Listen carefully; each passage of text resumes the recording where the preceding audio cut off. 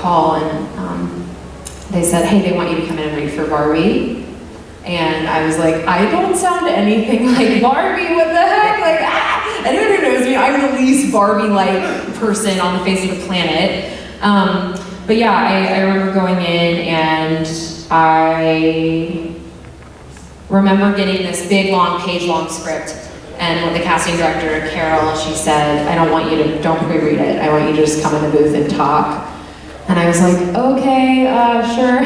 So she said, can you just ask me some questions? Like, can you talk to me? Just talk to me. I read it down, and she went, and I was like, hi, my name is Barbie, and I am 17 years old. I have a house in Wisconsin, but I love surfing. Do you like surfing? Like, I literally just started doing that, and like a couple months later, my agent called me, and again, I wasn't booking a lot at this point. I was doing like some anime jobs here and there, but like nothing really big. I remember I booked an anime series, my first ever like voiceover role, the day before I was going to go in to interview for a hostessing job. And so I kept being like, oh, okay, well, this will pay my rent, and then next month I'll figure something else out. And then and they called me and they said, hey, I think they're calling you in for something. I think it's Barbie.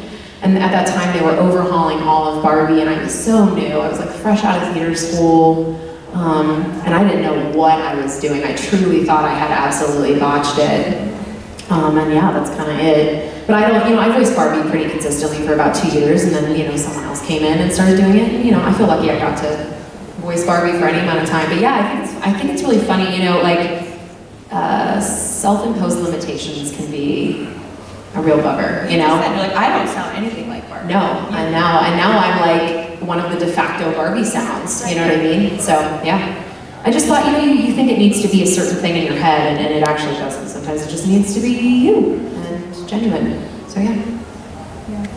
Does anyone else have any experiences around those sort of big these mega franchises that we've seen? Some in anime, I find perhaps with anime because there is such a dominant Japanese voiced version first, if that also lends to that, oh, I don't sound like that character, like, oh, that's me, do that. So any further stories around sort of? Yeah, that definitely is something I thought about a lot more when I was starting out, because like as an anime fan, I used to watch subs as well. I still do every now and then. And because of that, like obviously I know the fandom, like what the fandom can get like. And I have no problem with anybody who chooses to watch like subs or dubs. Obviously, it's personal preference, and I have to like constantly remind myself that you're not going to make everybody happy, and that used to worry me a lot. It still worries me from time to time. But as far as that aspect goes, it's like, there are going to be a bunch of people that are like, oh no, the sub's better. Like they don't sound like this, actor or actress, and they're never going to match up. And sometimes actors will personally have a lot of people that will tell them that not to their face over the internet, because no one's going to most people aren't going to actually tell you that to your face, because the internet is just like that. But it just, I kind of laugh at it now, because it's like, I think a lot of people think we're trying to be better than the source material, but we're really just taking inspiration from it. And we're doing, with that inspiration, we're kind of doing our own thing to an extent. Obviously, there's like a blueprint there. And we're just making it more accessible for like the rest of the English-speaking world.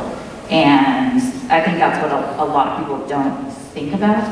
But that's what you have to think about to kind of get through it and get through that, like, oh, but people don't like me, like, or sub fans are complaining. But the thing is, a lot of sub fans aren't going to watch the dub anyway, so it doesn't really matter what they think necessarily. I don't want to say like sub fans like shouldn't have opinions, obviously, on that stuff, but you just kind of have to just like not worry about their opinion of you specifically, I think. So if that makes sense. I don't want to again, I think anybody can watch whatever they want, however they want, but as an actor, coming from an actor's point of view.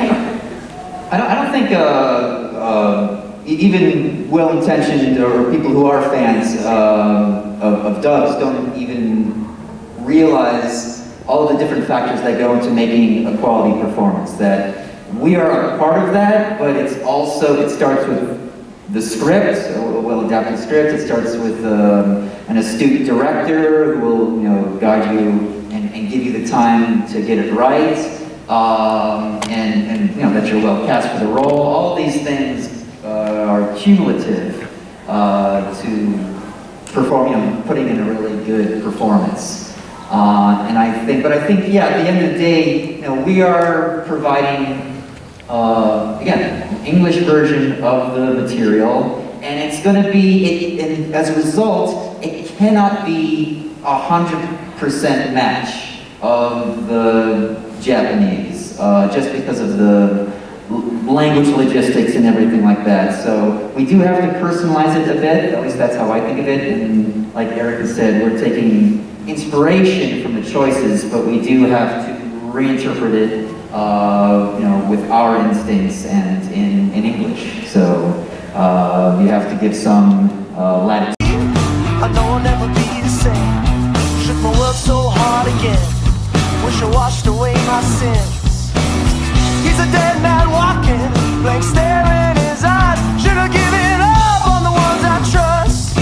Never should have been surprised when they shot him down. Cold blood to the ground.